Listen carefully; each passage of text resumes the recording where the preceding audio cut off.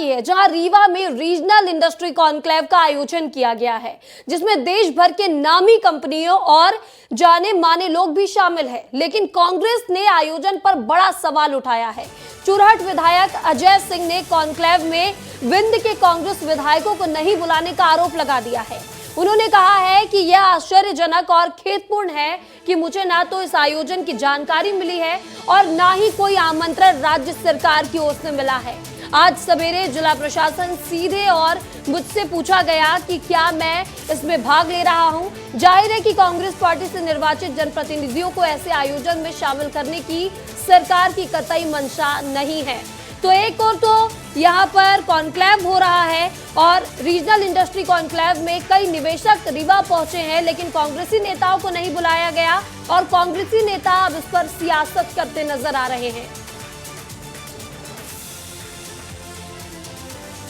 तो नहीं बुलाया है कांग्रेसी नेताओं को रीजनल इंडस्ट्री कॉन्क्लेव में, सरकार ने आमंत्रण नहीं दिया है, जिसके बाद अब कांग्रेसी नेता नाराज है और अपनी नाराजगी जाहिर कर रहे हैं। वो साफ तौर पर यहाँ पर कहते नजर आ रहे हैं कि सरकार की मंशा कांग्रेस के नेताओं को ऐसे आयोजनों में बुलाने की बिल्कुल भी नहीं की है और अपनी जो प्रतिक्रियाएं हैं वो भी जाहिर करते हुए नजर आ रहे हैं कांग्रेसी नेता अजय सिंह। ये तस्वीरें देख सकते हैं जहां रीजनल इंडस्ट्री कॉन्क्लेव विंध्य में इतना बड़ा आयोजन किया गया है और कांग्रेसी नेताओं को नहीं बुलाने के बाद अब कांग्रेसी नेता नाराज नजर आ रहे हैं।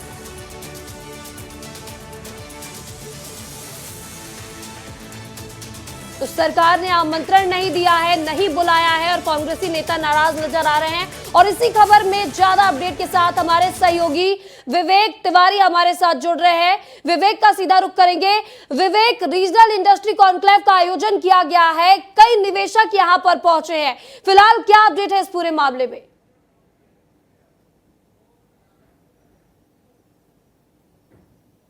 और यहाँ पे तमाम इन्वेस्टर पहुँचे हुए हैं, तमाम जो पीएस हैं वो इस वक्त मुख्यमंत्री साथ में मौजूद हैं, मंच में वो मौजूद हैं, डिप्टी सीएम मौके पर मौजूद हैं और यह कार्यक्रम चल रहा है क्योंकि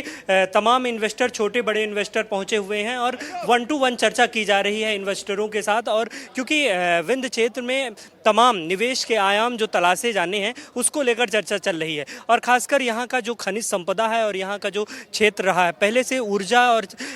ख़ासकर पावर सेंटर रहा है, पावर प्लांट को लेकर यहाँ पर पहले से रहे और सीमेंट प्लांट को लेकर काफ़ी हो रहा है। अभी इस पूरे मामले को जिस तरह के इन्वेस्टर पहुँचे हुए हैं, तमाम उद्योगपति पहुँचे हुए हैं, हमारे साथ विस्तार न्यूज के स्टेट ब्यूरो चीफ अंचल शुक्ला जी हैं, हम बात करेंगे कितनी बड़ी संभावना विंध्य के लेकर कही जा सकती है।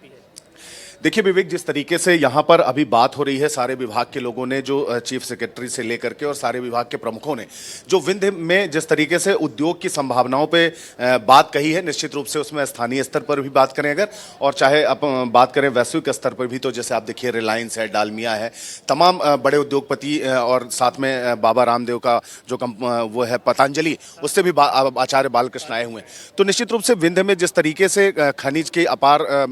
संभावनाएं हैं, चाहे वो खनिज के मामले में हो, चाहे वो जल, पानी, बिजली, किसी भी मामले में आप देख लीजिए। देखिए यहाँ से दिल्ली मेट्रो तक को यहाँ की बिजली जाती है। यहाँ पर मध्य प्रदेश का या ये कहें कि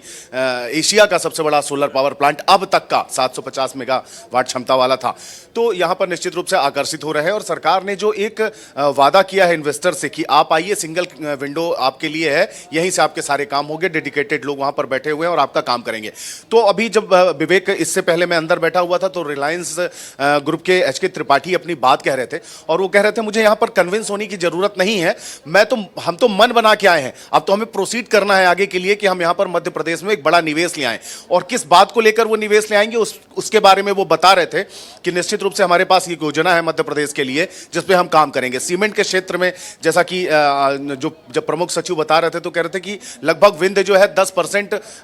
उस सीमेंट की भरपाई विंध्य से होती है। तो अगर इसको हम पूरा विंध्य और भी भी इसमें फैक्ट्रियां आ गई या सीमेंट उद्योग आ जाते हैं तो निश्चित रूप से यहाँ पर एक तरफ जहाँ राजस्व बढ़ेगा, लोगों को रोजगार मिलेगा, जो लोग यहाँ से पलायन कर रहे हैं उस पर, तो शिक्षा हो, स्वास्थ्य हो, बिजली हो, जल हो, एनवायरमेंट हो, किसी भी मामले में अगर देखा जाए तो विंध्य की जिस तरीके से यहाँ पर पृष्ठभूमि तैयार की गई है और मध्य प्रदेश के मुख्यमंत्री ने कहा भी है, उन्हें पूरा भरोसा दिलाया है कि आप आइए और निवेश करिए यहाँ पर, आपको निवेश के लिए मध्य प्रदेश सरकार पूरी तरीके से मदद करेगी। और वो अब निश्चित रूप से देखने को मिलेगा क्योंकि जो रीजनल इन्वेस्टर्स मीट मुख्यमंत्री जी ने शुरू की है, चाहे वो उज्जैन में हो, इससे पहले जबलपुर और सागर में हुई और अब रीवा में है, तो निश्चित रूप से छोटे जो उद्योगपति हैं, छोटे उद्योग धंधा लगाने वाले लोग हैं, उनको भी बड़ा लाभ मिलेगा। कुल मिला के मध्य प्रदेश अब चहुमुखी विकास की ओर अग्रसर हो चला है विवेक। क्योंकि अंचल जी, मैं आपने तमाम संभावनाओं की बात की, एक प्रमुख की ये जो रीजनल इंडस्ट्री कॉन्क्लेव हो रहा है, इसके बाद रीवा और विंध्य की तकदीर और तस्वीर दोनों बदलने वाली है। देखिए, आप 21 तारीख को जिस तरीके से